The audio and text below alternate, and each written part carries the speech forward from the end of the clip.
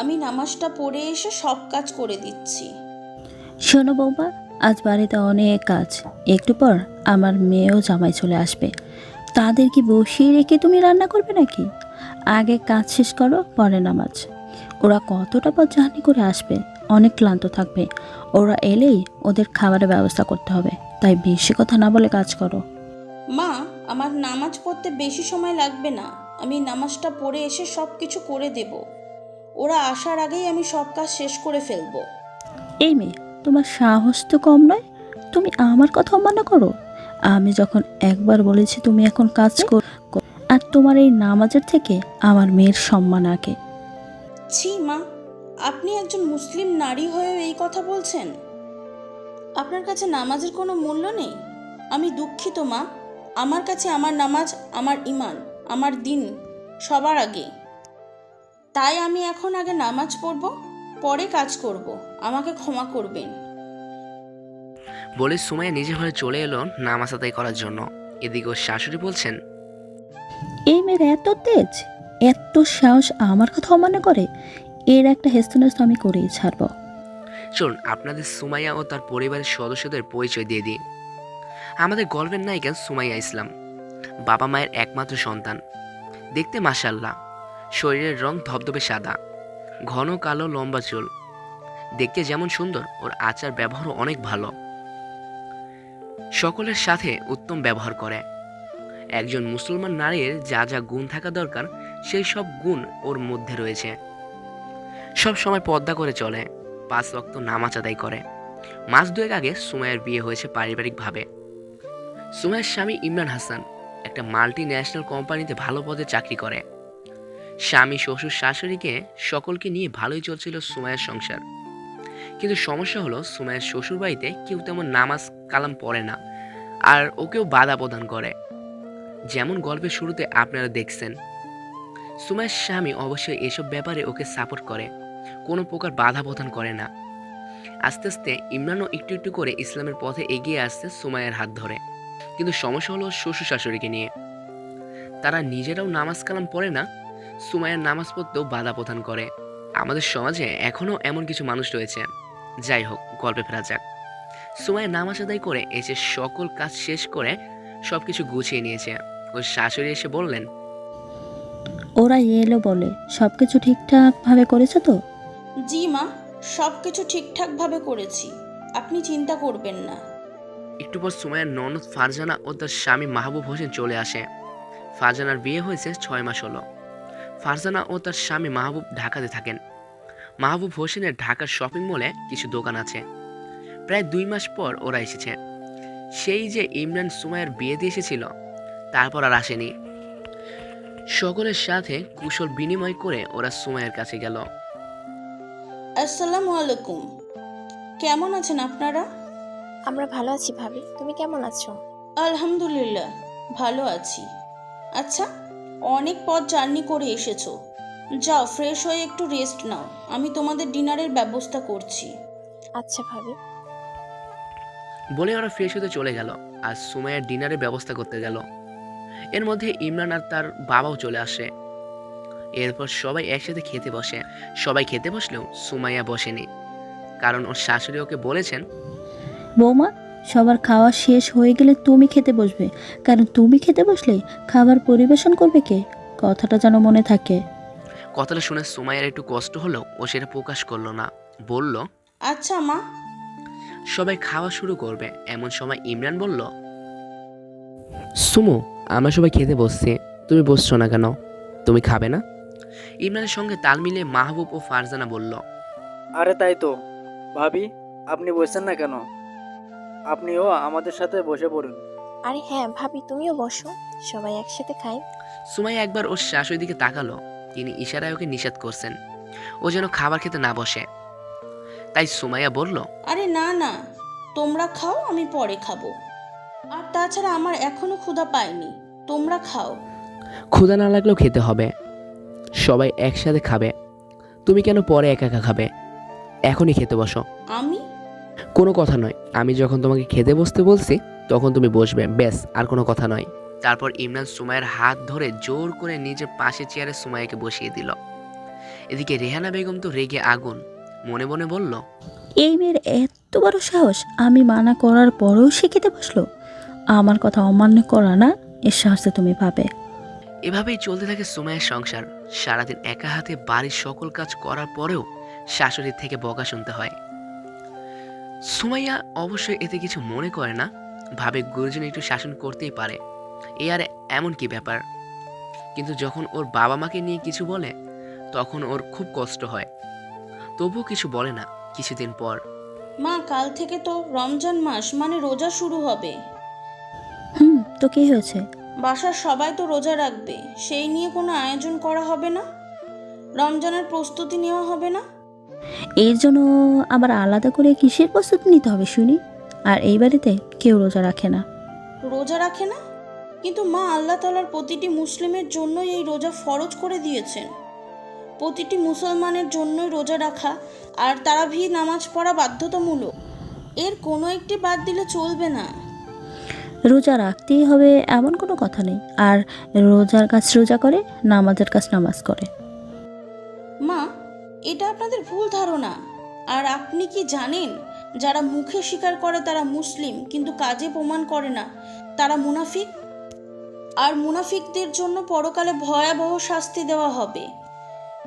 একটাবার ভেবে দেখুন মা, পৃথিবী থেকে এত উপরে থাকা সূর্যের তাপ আমরা সহ্য করতে পারি না, তাহলে কিয়ামতের দিন সূর্যটা আমাদের মাথা থেকে ঠিক আধা হাত উপরে থাকবে, তখন তার তাপ আমরা কিভাবে সহ্য করব? আল্লাহ তাআলা যখন প্রশ্ন করবেন, তোমরা পৃথিবীতে তো অনেক আরামায়েশ করেছো, আমার দেয়া নিয়ামত, রহমত, বরকত 2 হাত ভরে নিয়েছো, কিন্তু আমার জন্য কি নিয়ে এসেছো? তখন কি উত্তর দিবেন? আমাদের অনেকের মনে এমন ভুল ধারণা রয়েছে। আমরা একবারও ভাবি না কিয়ামতের কথা, হাসরের ময়দানের কথা, কবরের আযাবের কথা, জাহান্নামের ভয়াবহ শাস্তির কথা। আমরা ভাবি না যখন আল্লাহ তাআলা আমাদেরকে বলবেন, দুনিয়া হলো একটি শস্য ক্ষেতের মতো, যেখানে পরিশ্রম করে শস্য উৎপাদন করতে হয়। আমি তোমাদের দুনিয়াতে সেই শস্য ক্ষেত থেকে শস্য উৎপাদন করার জন্য পাঠিয়েছি। তোমরা কে কতটুকু শস্য উৎপাদন করতে পেরেছো আমার সামনে হাজির করো। তখন আল্লাহ তাআলাকে কি উত্তর দেবেন ভেবে দেখেছেন কি? এই দুনিয়া নামের শস্য ক্ষেত থেকে আমরা কতটুকু শস্য উৎপাদন করতে এসেছি?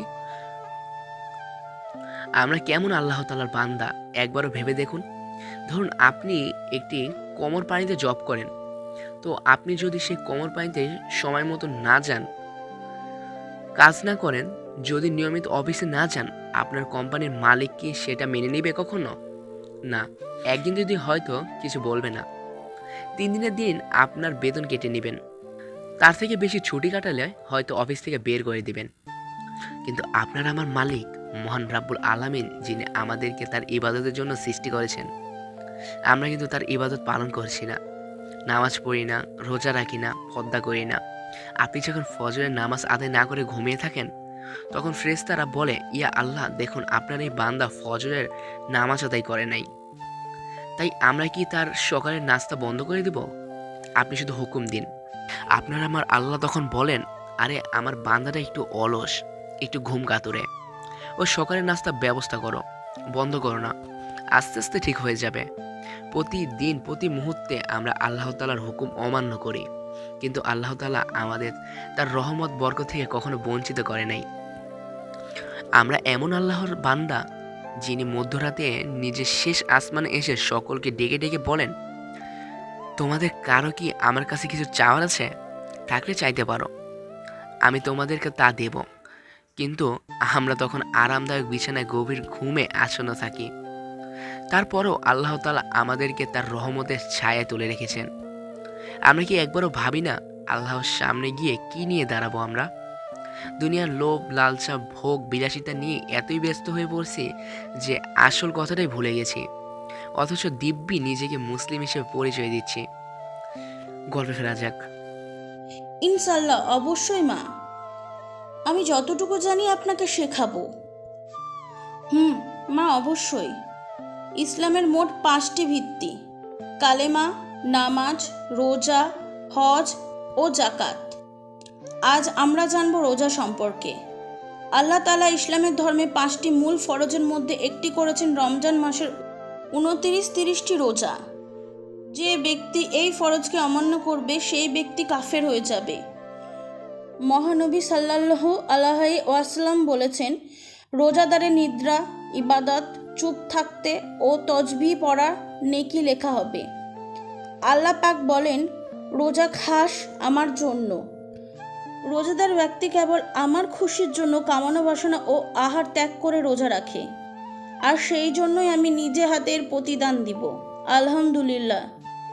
আল্লাহ তাআলা এই মাসের দিনের বেলায় রোজা ফরজ করেছেন। যে ব্যক্তি রমজানে রোজা রাখে এবং তারাবি নামাজ পড়ে এবং অন্যের ইবাদত করে, সে নবজাত শিশুর মতো নিষ্পাপ হয়ে যাবে। এই মাসের নফল ইবাদত অন্য সময়ের ফরজ ইবাদতের সমান নেকি পাওয়া যাবে। আর একটি ফরজ আদায় করলে অন্য সময়ের ১৬টি ফরজ আদায় করে নেকি পাওয়া যাবে। এই রমজান মাসে যে ব্যক্তি রোজা রাখার উদ্দেশ্যে সেহরি খাবে, আল্লাহ তাআলা তার প্রতি লোকমা খাবারের এক বছরের ইবাদত নেকি লেখেন। রমজান মাস এমন একটি বরকতময় মাস যে মাসে পবিত্র কোরআন নাজিল করা হয়েছে। রমজান মাসে আল্লাহ তাআলা জান্নাতের সকল দরজা খুলে দেন এবং জাহান্নামের সকল দরজা বন্ধ করে দেন। এই মাসে শয়তানকে লোহার বেড়ি দ্বারা আটকে রাখা হয়। রমজান মাসে প্রথম 10 দিন হলো রহমতের, দ্বিতীয় 10 দিন মাগফিরাতের, আর শেষের 10 দিন হলো নাজাতের। এবার বলি তাহাবি নামাজ সম্বন্ধে। অনেকে মনে ভুল ধারণা পোষণ করে রাখেন, নামাজের কাজা নামাজ করে রোজার কাজা রোজা করে। এইটাই কিন্তু ভুল। মহান আল্লাহ তাআলা রমজান মাসের দিনের বেলায় রোজা ফরজ করেছেন আর রাতের বেলায় তাহাবির নামাজ সুন্নত করে দিয়েছেন। তারাবিও নামাজ কাকে বলে? রমজান মাসের চাঁদ যেদিন দেখা যাবে সেদিন রাত থেকে মাস শেষ হওয়া পর্যন্ত, অর্থাৎ শাওলা মাসের চাঁদ দেখার পূর্ব রাত পর্যন্ত ঈশার নামাজের ফরজ ও সুন্নত নামাজের পর এবং বিতর নামাজের পর 2 রাকাত করে মোট 20 রাকাত সুন্নাতে মুকাদ্দা নামাজকেই তারাবিও নামাজ বলে।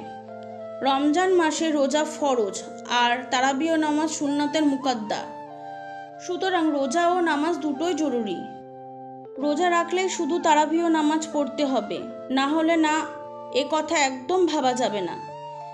কেননা রোজা রেখে ফরজ আদায় করা হয়, আর তারাবিও না পড়লে সুন্নতে মুকাদ্দা আদায় না করার শাস্তি ভোগ করবে। অন্যদিকে কেউ যদি রোজা না রেখে শুধু তারাবিও নামাজ আদায় করে, তাহলে সে রোজা না রাখার শাস্তি ভোগ করবে। কিন্তু তারাবিও নামাজ আদায় করার জন্য যে তারাবিও গুনাহ থেকে মাপ পাবে। এক কথায় বলতে গেলে রোজা ও নামাজ দুটোই জরুরি, কোনো একটি বাদ দিলে চলবে না। বৌমা, আজ তুমি আমার চোখ খুলে দিলে। আমি সত্যি এতদিন জেনে না জেনে অনেক পাপ করেছি, যার জন্য আমি অবশ্যই তওবা করব। নিশ্চয় মা। আচ্ছা মা, নামাজের সময় হয়েছে, এখন এই পর্যন্ত থাক, বাকি সব পরে বলবো। চলো, আমিও নামাজ আদায় করব। এই বলে দুজনে নামাজ আদায় করতে চলে গেল। এভাবেই চলছে সুমাইয়ার সংসার। এখন আর তার শাশুড়ি ও শ্বশুর তাকে আগের মতো অত্যাচার করে না। তারা এখন 5 ওয়াক্ত নামাজ আদায় করেন। কিছুদিন পর সুমাইয়ার ননদ ফারজানা এলো এবং তার মা রেহেনা বেগমের কাছ থেকে সব শোনে। সেও ইসলামের পথে ফিরে আসার সিদ্ধান্ত নিল। ফারজানা সুমাইয়াকে বলল, ভাবি, আমিও ইসলামের পথে ফিরে আসতে চাই, কিন্তু আমার এসব বিষয়ে ধারণা খুব কম। তুমি কি আমাকে সাহায্য করবে? সুমাইয়া বলল, আলহামদুলিল্লাহ, এটাই তো ভালো কথা, অবশ্যই সাহায্য করব। বলো কি জানতে চাও? আমি যতটুকু জানি ততটুকু তোমাকে শেখাবো ইনশাল্লাহ। নামাজ সম্বন্ধে বলো। নামাজ হলো ইসলামের দ্বিতীয় ভিত্তি। নামাজের অর্থ হলো আল্লাহ তাআলার সামনে হাজির হওয়া এবং তার ডাকে সাড়া দেওয়া।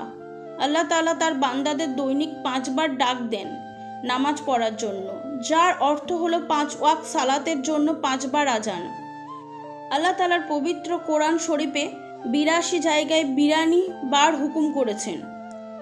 ওয়া আকি মুছাল্লাহ, অর্থ বান্দা তোমার নামাজ কায়েম করো।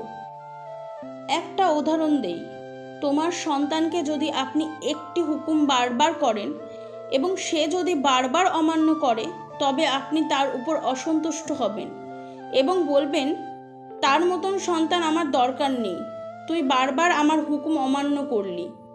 এইরকমভাবেই আল্লাহ তাআলা 1 বার নয়, 2 বার নয়, 10 বার নয়, 20 বার নয় এবং 82 বার বলার পরেও আপনি যদি নামাজ না পড়েন, তখন আল্লাহ তাআলা ও আপনার প্রতি অসন্তুষ্ট হবেন ও বলবেন, হে আমার বান্দাবান্দিগণ, আমি তোমাদেরকে চাই না। নবী করিম সাল্লাল্লাহু আলাইহি ওয়াসাল্লাম বলেছেন, সালাতু মিফতাল্লাহু জান্নাহ, অর্থ নামাজ বেহেশতের চাবি। চাবি ব্যতীত যেমন তালা খোলা যায় না, তেমনি নামাজ ব্যতীত জান্নাতে প্রবেশ করা যাবে না। যদি কেউ নামাজ না পড়ে কিন্তু অন্যকে নেকি কাজ বহুত করে, তাহলে তার জন্য সে পুরস্কার পাবেন। পবিত্র কোরআন শরীফের 30তম পারায় সূরা জিলজালের 7 নং আয়াতে আল্লাহ তাআলা বলেছেন, হামাই ইয়ামাল মিজকালা জাররাতিন খায়রাহ ইয়ারাহ, অর্থ যে ব্যক্তি 1 জারার পরিমাণ ও নেক আমল করবে, আল্লাহ তাআলা তাকে হাসরের দিন সেই অনুপাতে প্রতিদান ও পুরস্কার দেবেন। ভাবি, তুমি এত কিছু জানো। আমি এতদিন অন্ধকারে ডুবেছিলাম, তুমি আমাকে আলোর পথ দেখিয়েছো। আমি তোমার কাছে কৃতজ্ঞ থাকবো। একজন মুসলিম হিসাবে এটা আমার কর্তব্য ছিল। আমি শুধু চাই সবাই ইসলামের ছায়াতলে আশ্রয় নিক, দিনের পথে ফিরে আসুক, এক আল্লাহ তাআলার ইবাদত করুক। আল্লাহ তাআলার কাছে একটাই চাওয়া, আল্লাহ যেন আমাকে ঈমান সহিত মৃত্যু দান করেন। পরিশেষে একটা কথাই বলবো, ফিরে আসুন। ফিরে আসুন রাসূলের দেখানো পথে, ফিরে আসুন আল্লাহর পথে, ফিরে আসুন ঈমানের পথে।